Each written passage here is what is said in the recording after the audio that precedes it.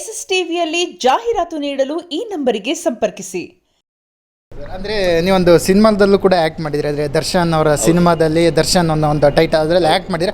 But ಅದರಲ್ಲಿ ನೀವು ಹೇಳಿದ್ರೆ ಒಂದು ನಾನು ಸೆಕೆಂಡ್ ಹೀರೋ, ನನ್ನದು ತುಂಬ ಶೆಡ್ಯೂಲ್ ಇದ್ದಿತ್ತು ಆ ಥರದ್ದೆಲ್ಲ ಅಂದಿದ್ರು. ಬಟ್ ನಿಮ್ಮ ಆನ್ಸರ್ಗೆ ಬಟ್ ಅವರು ಒಂದು ರಿಪ್ಲೈ ಕೊಟ್ಟಿದ್ದಾರೆ. ಯಾಕಂದರೆ ಅವರು ಏನಾದ್ರು ಹೇಳ್ಕೊಳ್ಳಿದ್ದು 25 ವರ್ಷ ಆಯಿತು ಸರ್, ಇದು 25 ವರ್ಷ ಆಯಿತು. ನನಗೆ ಅವ್ರ ಸ್ಟೋರಿ ಹೇಳಿ ನನಗೆ ಮೂವಿಗೆ ತೊಗೊಂಡಾಗ ನನಗೆ BN ಗಂಗಾಧರ್ ಸರ್ ರೆಫರ್ ಮಾಡಿ ಇನ್ಫ್ಲುಯೆನ್ಸ್ ಮಾಡಿ ಕಳಿಸಿದ್ದು.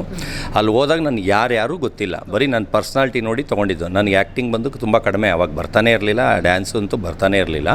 ನನಗೆ ಹೇಳಿ ಸ್ಟೋರಿ ಫುಲ್ಲು ಮೂವಿ ಇರ್ತೀವಿ ಅಂತ, ಅಂದರೆ ಸ್ಟಾರ್ಟಿಂಗಿಂದ ಎಂಡಿಂಗು. ನನಗೆ ಬಂದು ತುಷಾರ್ ಪಾಂಡೆ ಹೀರೋಯಿನ್ನು, ದರ್ಶನ್ ಸರ್ಗೆ ನವನೀತ್ ಸಿಂಗ್ ಹೀರೋಯಿನ್ನು. ಅವ್ರು ಇವಾಗ MP ಆಗಿದ್ದಾರೆ, ನಾರ್ತಲ್ಲಿ ಯಾವುದೋ ಒಂದು ಇದಕ್ಕೆ MP ಆಗಿದ್ದಾರೆ. ನನಗೆ ಯಾಕೆ ಹೀರೋಯಿನ್ ಕೊಡ್ತಾರೆ ಸರ್? ಅರ್ಥ ಮಾಡ್ಕೊಳ್ಳಿ ನೀವೇ. ಯಾರೋ ಏನೋ ಹೇಳಿದ್ರು ಅಂತ ಹೇಳಿದ್ರಲ್ಲ, ಸೆಕೆಂಡ್ ಹೀರೋ ಅಲ್ಲ ಅಂತ. ಆಮೇಲೆ ಓಲ್ ಮೂವಿ ಇರ್ತೀನಿ ಸರ್, ಓಲ್ ಮೂವಿಲಿ ಮೇಕಪ್ ವಿಷಯಕ್ಕೆ ಜಗಳ ಆಗುತ್ತೆ ಸರ್. ಅಂದರೆ ನಾನು ಹುಟ್ತಾನೆ ನಮ್ಮಮ್ಮ ಬೆಳ್ಳಗಿದ್ದಾರೆ, ನಮ್ಮ ಅಪ್ಪ ಬೆಳ್ಳಗಿದ್ದಾರೆ, ಹುಟ್ತಾನೆ ಬೆಳ್ಳಗಿರೋದು. ಆ ಫೋಟೋಸು ಕಳಿಸ್ತೀನಿ, ಆ ಮಾಡಿದ ಟೈಮಿಗೆ ಫೋಟೋಸು.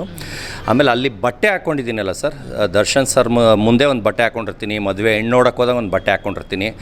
ಎಲ್ಲ ಓನ್ ಕಾಸ್ಟ್ಯೂಮ್ಸು ಸರ್.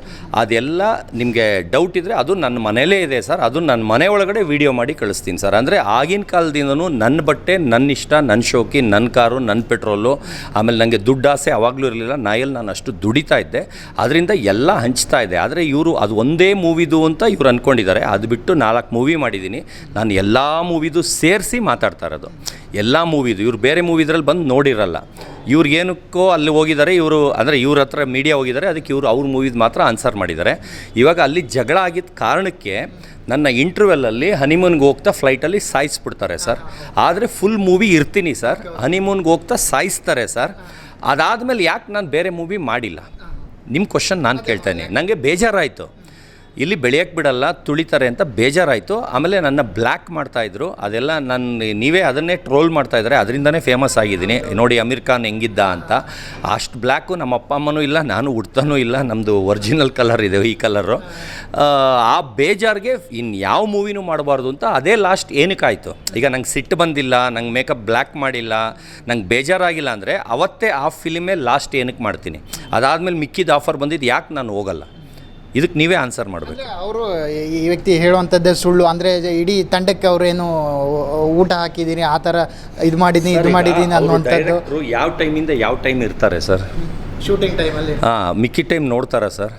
ಆಮೇಲೆ ನಾನು ದಿನ ನಾನ್ ವೆಜ್ ಕೇಳಿದ್ರೆ ಕೊಡ್ತಾರಾ ಸರ್? ಅಲ್ಲಿ ನಾನು ಇಷ್ಟು ತಿನ್ನೋನು, KG ಗಟ್ಟಲೆ ತಿನ್ನೋನು, ದಿನ ನಾನ್ ವೆಜ್ ಕೇಳಿದ್ರೆ ಕೊಡ್ತಾರಾ? ಆಮೇಲೆ ನಾನು ಅವ್ರ ಮೂವಿ ಬಗ್ಗೆ ಮಾತಾಡ್ತಾ ಇದ್ದೀನಿ ಅಂತ ಕುಂಬಳಕಾಯಿ ಕಳ್ಳ ಥರ ಯಾಕೆ ಅವ್ರದ್ದು ಅಂದ್ಕೊತಾರೆ?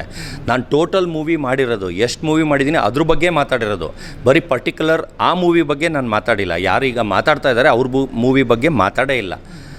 ನಾನು ಟೋಟಲಾಗಿ ಮಾತಾಡಿರೋದು. ಎಲ್ಲೆಲ್ಲಿ ಏನೇನು ಹಾಕ್ತೆ ನನಗೆ ಗೊತ್ತಿರಲ್ವ ಸರ್? ನಾನು ಊಟ ಹಾಕ್ದೋ ನನಗೆ ಗೊತ್ತಿರಲ್ವ ಸರ್? ಊಟ ಹಾಕ್ದೆ ಅಂದರೆ ಏನು ನಾನು ದಾನ ಥರ ಅಲ್ಲ ಸರ್.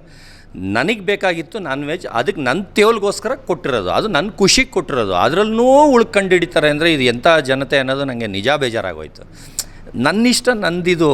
ಅದು ಯಾರೋ ನನಗೆ ಕೀಳಿಗೆ ಮಾತಾಡಿದ್ರು, ಇದು ಮಾಡಿದ್ರು, ಅದರಿಂದ ನಂಗೆ ಬೇಜಾರಾಗಿ ಮೂವಿ ಲ್ಯಾಂಡ್ ಬಿಟ್ಬಿಟ್ಟೆ. ಅದರಿಂದ ನೆಕ್ಸ್ಟ್ ಒಂದು ಮೂವಿನೂ ಮಾಡಿಲ್ಲ, ಅಲ್ಲಿಗೆ ಲಾಸ್ಟ್ ಆಯಿತು. ಅದೇ ಸಾಕ್ಷಿ ಸರ್. ಏನಕ್ಕೆ ಲಾಸ್ಟ್ ಆಗುತ್ತೆ? ಬೇಜಾರಾದರೆ ತಾನೇ ಲಾಸ್ಟ್ ಆಗುತ್ತೆ. SS TV ಸಿನಿಮಾ ಜಗತ್ತಿನ ಕ್ಷಣ ಕ್ಷಣದ ಸುದ್ದಿಯೊಂದಿಗೆ.